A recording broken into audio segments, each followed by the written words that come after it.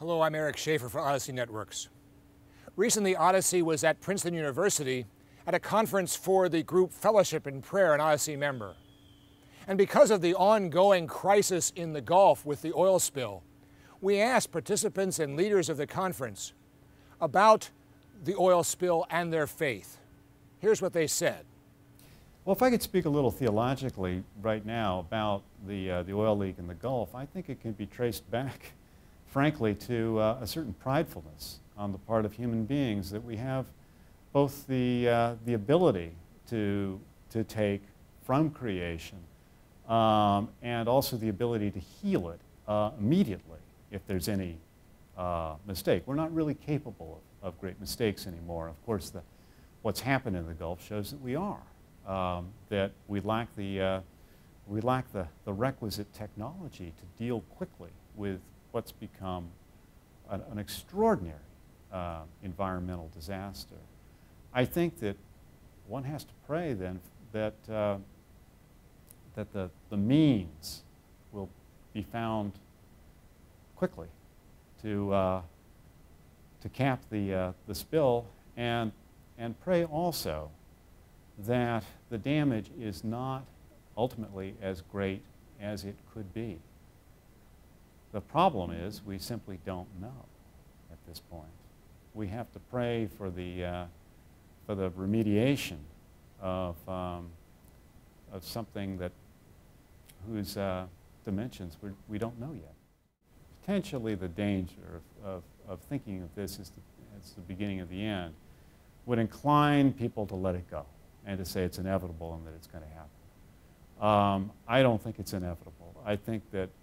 I really believe it needs to be stopped, and that God did give us the capacity to come up with ways in emergencies eventually to stop something that we all would like to see stopped, a great, great disaster like this. We have to invent technologies that we don't have yet. We have to think in ways we haven't thought yet. But unfortunately, a good part of the planet will be damaged, and we'll have to see how severe that damage is and what it is like to live with that. If we have opposing views, which there are many of in this crisis, but if we can come from each side, each person is really trying to see what's the best route to go.